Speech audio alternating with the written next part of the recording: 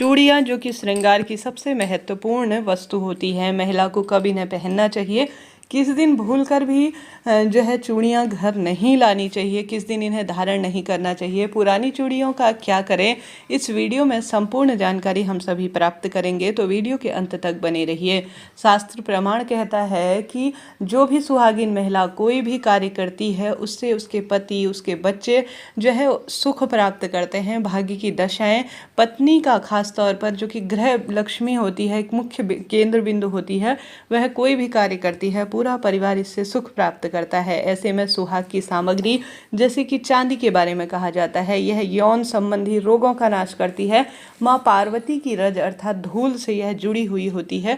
इसे धारण करने के लिए जो चांदी धारण करने का शुभ दिन, बहुत श्रेष्ठ दिन सोमवार का जाना जाता है और यह मन मस्तिष्क से भी जुड़ा होता है। ठीक उसी तरह से जो कांच की वस्तु चांदी के अलावा, जो चांदी के अलावा चूड़ियाँ होती है ना, वह अपने आप में एक विशेष वस्तु होती है। खास तौर पर लाख की चूड़ियाँ, कांच की चूड़ियाँ, यह ग्रहों से संबंध रखती है और परम सुख को प्रदान करती हैं। आपने देखा होगा माँ दुर्गा, माँ सरस्वती, सभी देवी मैयाओं को हाथ में सुंदर चूड़ियाँ और आभूषण धारण किए हुए, इनसे रोग दोष संकट पीड़ा का भी नाश होता है और परम सुख मिलता है, ऐसा शास्त्र वर्णन कहता है। तो आप सभी को, भले ही वह ऑफिस जाने वाली लड़की हो, घर में रहने वाली महिलाओं हो, सुहाग की सबसे महत्वपूर्ण सामग्री चूड़ी जरूर से धारण करनी चाहिए।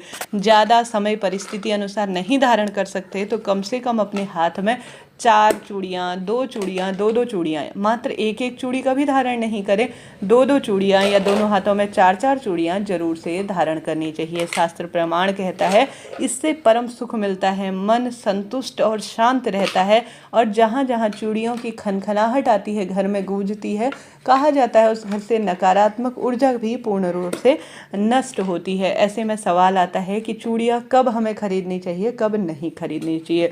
शास्त्र प्रमाण कहता है कभी भी अमावस्या तिथि पर चूड़ियाँ नहीं खरीदनी चाहिए, यह शुभ दिन नहीं माना जाता चूड़ी खरीदने के लिए। शनिवार के दिन भी चूड़ियाँ नहीं खरीदनी चाहिए, इस बात का आप सभी ध्यान रखें। मंगलवार भी चूड़ियाँ खरीदने के लिए शुभ दिन नहीं माना जाता है।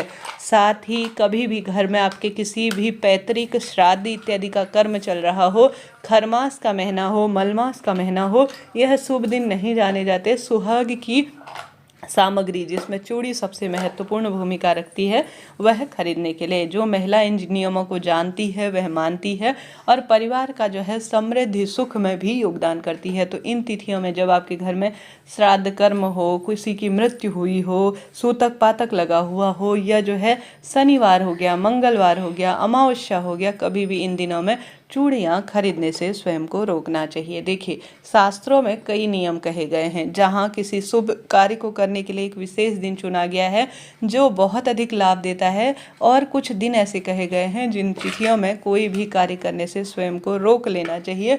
इन नियमों का जो पालन करता है उसके पूजा पाठ व्रत सुफल होते हैं और अगले जन्म में भी सौभाग्य में वृद्धि होती है। जहाँ दूसरी ओर महिला इन नियमों को नहीं मानती है, टाल देती है, वह अभी उसे लग रहा होगा कि सब ठीक ही तो चल रहा है, ऐसे ही कहते हैं, परंतु ऐसा नहीं है।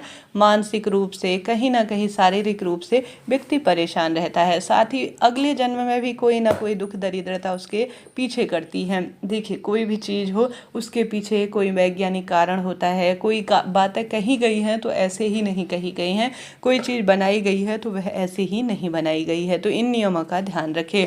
साथ ही चूड़ी किस दिन लानी चाहिए, किस दिन इन्हें धारण करना चाहिए। चूड़ी पहनने का सबसे दिन जो है शुभ माना जाता है शुक्रवार का दिन, सोमवार का दिन बहुत शुभ माना जाता है, रविवार भी शुभ दिनों के स्वरूप में कहा जाता है, गुरुवार का दिन भी चूड़ी खरीद कर आप ला सकते हैं।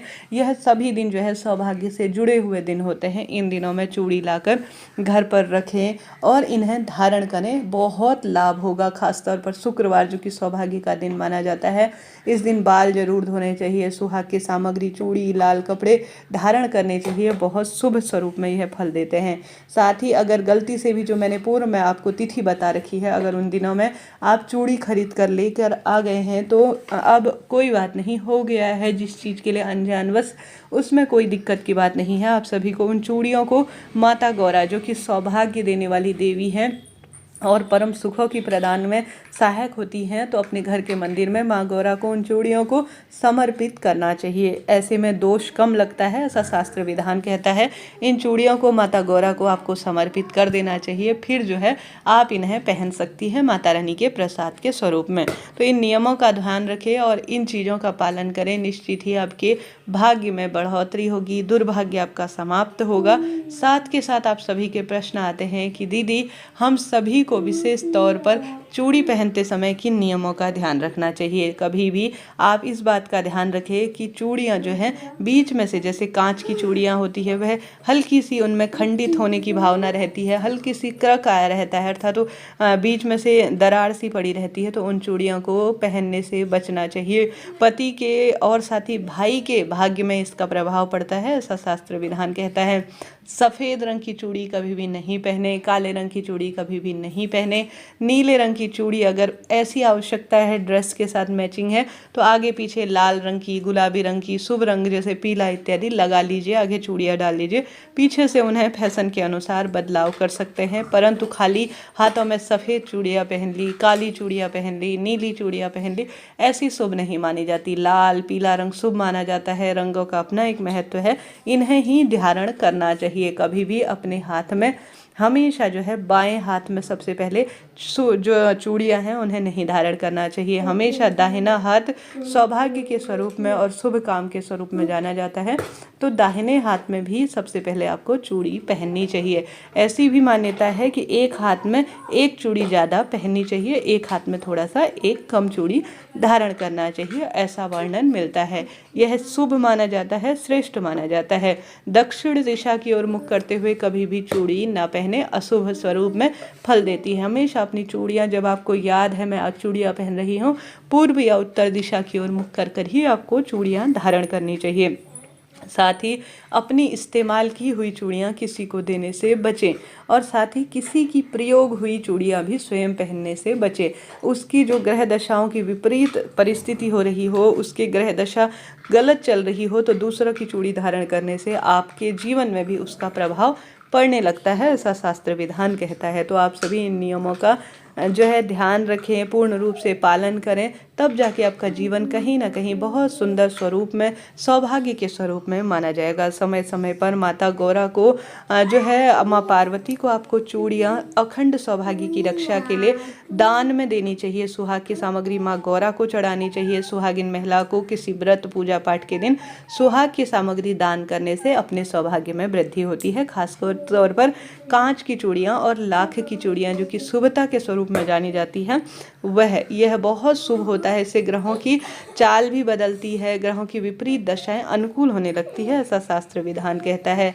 साथ ही प्लास्टिक की खाली चूड़ियाँ भी पहनने से बचना चाहिए। कभी कभी फैशन के तौर पर प्लास्टिक की चूड़ियाँ पहनते हैं, तो आगे पीछे लाख या कांच की चूड़ी जरूर से लगानी चाहिए। खाली प्लास्टिक की चूड़ी, सीप की चूड़ियाँ पहनने से बचना चाहिए। महिलाएं आजकल एक दूसरे की चूड़ियाँ पहन लेती हैं फैशन के दौर में, परंतु यह सही नहीं माना जाता। इस नियम का ध्यान रखें। कभी भी अपनी यूज़ की हुई चूड़ियाँ इधर उधर फेंकने से बचें। इन्हें सही स्थान पर रखना और सही काम में लेना, तब जाके ये पूजा पाठ और हमारे सौभाग्य में, रक्षा में यह सहायक होते हैं। इस तरह जानकारी थी, कोई प्रश्न हो पूछिएगा। आपका अपना चैनल है, और साथ ही चैनल को लाइक करें, शेयर करें, सब्सक्राइब करना न भूलें। हर हर महादेव। माता गौरा आपके सौभाग्य की सदा सर्वदा रक्षा करे, यही प्रार्थना करते हैं।